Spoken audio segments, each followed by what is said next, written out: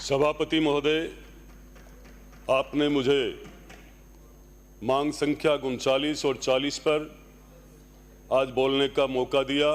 सर्वप्रथम आपका बहुत बहुत धन्यवाद।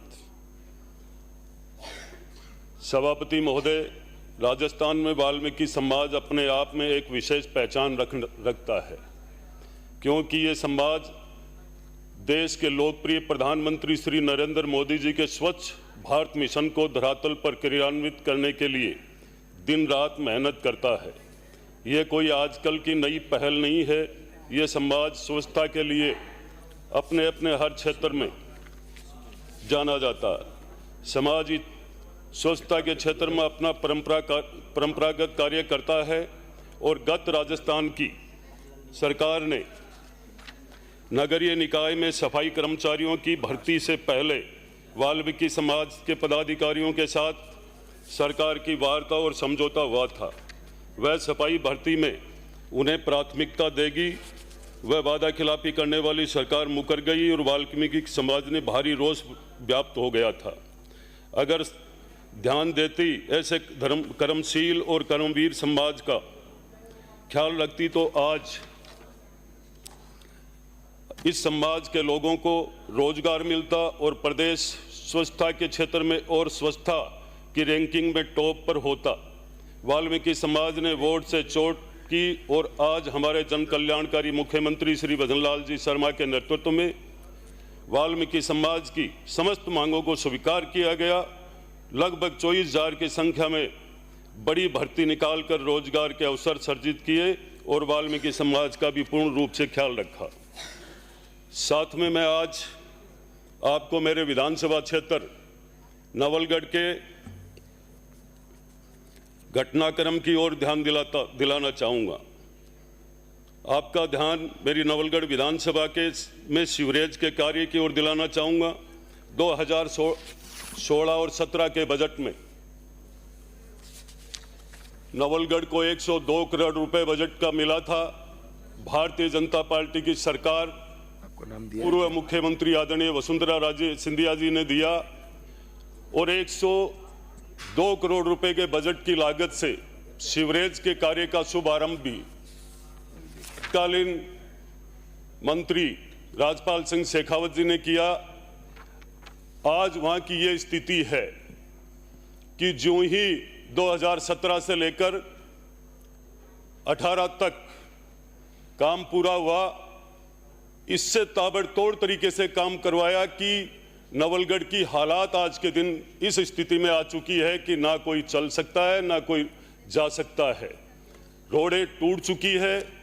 इसका कारण ये था कि जब 2016-17 के बजट में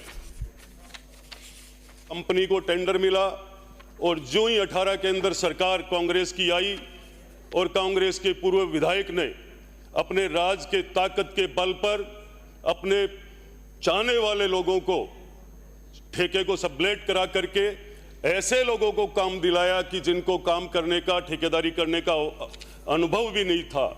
इसी की वजह से आज नवलगढ़ के अंदर सीवरेज का काम अच्छा नहीं हुआ। कहीं पे सीवरेज के ढक्कन ऊपर लगे हुए हैं, कहीं पे सीवरेज के ढक्कन नीचे है। साथ में जो जमीन में भूमिगत जो पाइपलाइन डाली गई थी उसका कोई अलाइनमेंट सही नहीं है। निरंतर लीकेज होती है और सदैव एक ना एक शिकायत नवलगढ़ नगरपालिका की डेली आती है इस बात को लेकर के कि सीवरेज का पानी पीने के पानी के अंदर मिल रहा है। तो मैं आप सबसे यही निवेदन करना चाहूंगा, आपके माध्यम से सभापति महोदय, मंत्री जी से यह कहना चाहूंगा कि आपको यहाँ अफसर भी सारे अधिकारी विराजमान है, सबसे पहले इसकी जांच करानी चाहिए क्योंकि लोगों के जीवन के साथ खिलवाड़ हो रहा है। साथ ही नवलगढ़ के अंदर इसके बाद में सारी रोडें तोड़ी गई। रोडें टूटने के बाद नवलगढ़ शहर के आसपास की जो मेन हाईवे से कनेक्टिविटी है नवलगढ़ शहर की, सारी रोडें टूट चुकी है। नवलगढ़ शहर को ज्यादा से ज्यादा रोड देकर के नगर पालिका को और लोगों के लिए आवागमन के लिए निजात मिले, उनको मेरी आप सबसे मांग है सभापति महोदय आपके माध्यम से नवलगढ़ शहर के अंदर नवलगढ़ नगर पालिका में आज के दिन इतने आवारा पशु है। उन आवारा पशुओं के लिए स्थिति ये रहती है कि दिन में कई बार बूढ़ी माताएं बहनें जब मंडी में कोई दुकानों पे कोई शॉपिंग करने के लिए परिवार फैमिली के साथ जाती है, आवारा पशुओं का बहुत बड़ा आतंक है। तो मैं आपसे ये निवेदन करना चाहूंगा कि इनकी व्यवस्था की जाए और साथ में आसपास के जहां भी पशु खत्म हो जाते हैं उन पशुओं को ला करके कहीं भी अवसर देख के आसपास के लोग और शहर के आसपास में डाल करके वो चले जाते हैं। तो मैं आपसे निवेदन करना चाहता हूं सभापति महोदय के माध्यम से कि आपको इलेक्ट्रिक पशु सौदागर की मांग करता हूं आपके माध्यम से।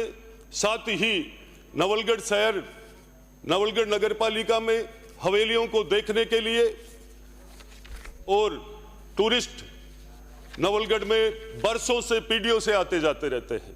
नवलगढ़ की सौंदर्यीकरण के लिए आपको एक अलग से भी कोई बजट देना चाहिए, ये मेरी आपसे विशेष मांग है।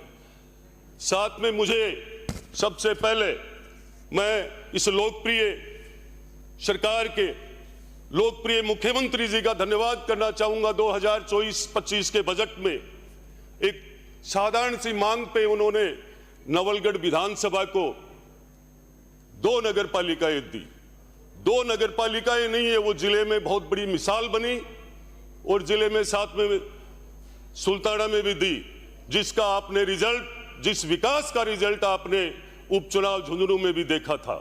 तो मैं आपसे आग्रह करना चाहूंगा कि ये दोनों नगर पालिका जाखल और डुनलोद को MTR प्लान के तहत ठोस कचरा प्रबंधन की व्यवस्था की जाए।